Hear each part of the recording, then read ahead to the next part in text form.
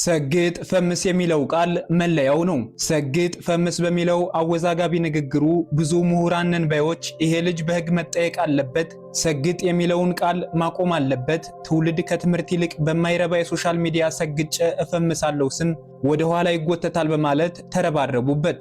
ሰግጥ ፈምስ የሚለውን የልጁን መሪ ቃልም ካፉ ሳይወድ በግድ አውጥቶ እንዲጥለው አደረጉት። ምንነቱ ባልታወቀ ምክንያት እስከ ፍቅረኛው ጃኒ ድረስ ከአንድ ሳምንት በላይ እንዲታሰርም ተደረገ። ነገር ግን ልጁ በሰራቸው በጎ ስራዎች ምክንያት ከህዝብ በደረሰ ከባድ ግፊት ምክንያት ከእስር እንዲለቀቅ ሆኗል። ዛሬ ስለ አነጋጋሪው የኢትዮጵያ ቲክቶክ ድምቀት አዶናይ ትንሽ ነገር እንበል፣ አብራችሁን ቆዩ።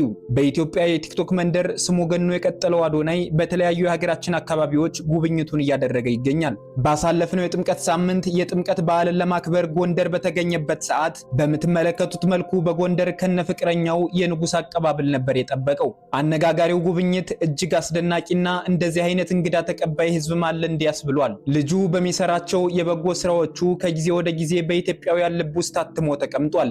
በሀገራችን የማህበራዊ ሚዲያ ታሪክም ከሱ በላይ የታወቀና በህዝብ የተወደደ አለ ብሎ ለመናገር ያስቸግራል። ታዲያ ከሰሞኑ አዶናይና ታዋቂው አይሾ ስፒድ ወደ ኢትዮጵያ መምጣትን ተከትሎ ስሙ የገነነው የሀገራችን ስፒድ ወደ ደቡቡ የሀገራችን ክፍል አመርተው በወላይታ ሶዶ ከተማ የተደረገላቸው ደማቅ አቀባበል እጅን በአፍ የሚያስጭን ሆኗል። እጅግ ደማቅና በአይነቱ የተለየ አቀባበል የተደረገለት አዶናይ እሱም በአቀባበሉ እንደተገረመና እንደደነገጠ አልሸሸገም። የወላይታ ህዝብ በነቂስ በመውጣት አዶናይና እንግዶቹን በመቀበል ባህላዊ ልብሳቸውን በማልበስ በአይነቱ የተለየ አቀባበል አድርገውላቸዋል። አዶናይንም እየተገነባ ለሚገኘው የወላይታ ሶዶ ስቴዲየም አምባሳደር ጭምር በማድረግ ሹመውታል። በተጨማሪም ማዳ የሚል የወላይታን ህዝብ የሚገልጽ የክብር ስም ጭምር ሰጥተው አንቀባረውታል። እውነት አዶናይ ምን ቢሰራ ነው የዚህን ያክል ከወላይታ ህዝብና ከመላው ኢትዮጵያውያን ልብ ውስጥ የነገሰው የሚለውን እንመልከት። አዶናይ በስካሁኑ የቲክቶክ ቆይታው ሰውን ሰው በመሆኑ ብቻ የሚያግዝ ትንሽ ትልቅ ሳይል ሁሉንም በኩል አይን የሚያይ ልጅ ቢሆንም ቆሎ ሽጠው ይተዳደሩ የነበሩ የወላይታ ልጆችን ከጎዳና በማንሳት ቤት በመከራየት ከበፊቱ ያስከፊው የጎዳና ህይወት እንዲወጡ በማድረጉ በወላይታ ህዝብ ብሎም በኢትዮጵያ ህዝብ ልብ ዘንድ በማይፋቀልም ተጽፏል። ልጆቹን ከአስከፊው የጎዳና ህይወታቸው ካነሳቸውና አብረውት እንዲሰሩ ከፈቀደላቸው በኋላ በህዝብ ዘንድ ያለውን ተወዳጅነትና ተቀባይነት በመጠቀም በቲክቶክ በቀላሉ ታዋቂ እንዲሆኑ ማስችሏቸዋል። ዲቻ ቦይስ የሚል ስም የተሰጣቸው ልጆቹ አዶናይን ባይወልዳቸውም ልክ እንዳባታቸው ይቆጥሩታል። ሁሉንም መሰረታዊ ፍላጎቶች ብቻ ሳይሆን የቅንጦት ነገሮችን ጭምር ከሱ ያገኛሉ። አዶናይ እነሱም ብቻ አይደለም ከጎዳና ህይወት ያላቀቃቸው። የምትመለከቷትን ድምጻዊት ነጻነት ከዝዋይ ጎዳናዎች ከቆሎ ሽያጭ ህይወት በማውጣት ከዲቻ ቦይስ ጋር እንድትቀላቀል አግዟታል። በተጨማሪም የሙዚቃ ተሰጥኦዋን እንድትገፋበት ነገሮችን አመቻችላት። በቀላሉ ከሙዚቃ ፕሮዲውሰሮች ጋር በማገናኘት የተመኘችውንና ያጣችውን እድል በቀላሉ እንድታገኝ አገዛት። እንዲሁም ለብዙ ዘመናት በጥበብ ስራዎቻቸው ለሚታወቁት አርቲስት ጋሽ ሰለሞንና ሱራፌል ተካ መኪና እንዲገዛላቸው ቻሌንጆችን በመቀበልና በማስተባበር መኪና እንዲገዛላቸው በማድረግ የህዝብ ልጅ መሆኑን በተግባር አሳይቷል። አዶናይ ይሄ ብቻ አልበቃውም።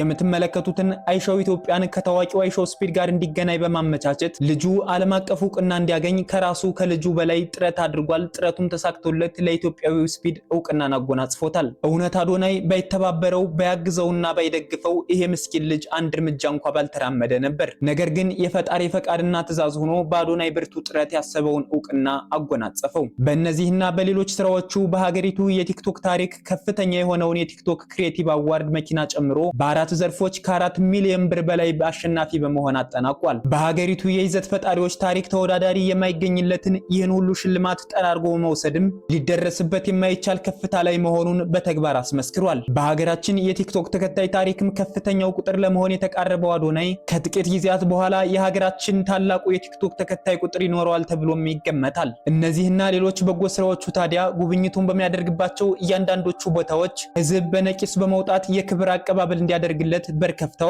በወላይታ የተደረገውም ይኸው ነው። የወላይታ ህዝብ ከትንሽ እስከ ትልቅ አደባባይ በመውጣት ክብር እንደሚገባው አስመሰከሩለት። በወላይታ ህዝብ ዘንድ ትልቅ ቦታ የሚሰጠውን ማዳ የተባለውን ስምም በክብር ለገሱለት። ያለውን የሶሻል ሚዲያ ታዋቂነት በመጠቀምም ዓለም አቀፉን የወላይታ ሶዶ ስቴዲየም ለመስራት እንዲያስተባብር የስታዲየሙ አምባሳደር አድርገውም የሾሙት። እውነት ለመናገር ልጁ ይሄ ሁሉ ክብርና ዝና ይበዛበታል ማለት አንችልም፣ እንደውም ከስራው አንጻር ቢያንስበት እንጂ። ለመሆኑ የልጁ የቀጣይ ጉዞ ምን ሊሆን ይችላል? ከትውልደ ኢትዮጵያዊ ስፒድ ጋር በመሆን ከሀገር ውስጥ ጉብኝት በተጨማሪ የአፍሪካ ሀገራትን ለመጎብኘት ያቀደው አዶናይ በቅርቡ የውጭ ሀገር ጉብኝቱን እንደሚጀምርም ገልጿል። የውጭ ጉብኝቱ ልክ እንደ ኢትዮጵያ የተሳካ ይሆንለታል ወይ? የምናየው ይሆናል። ሰብስክራይብ በማድረግ ቤተሰብ መሆን እንዳይረሳ።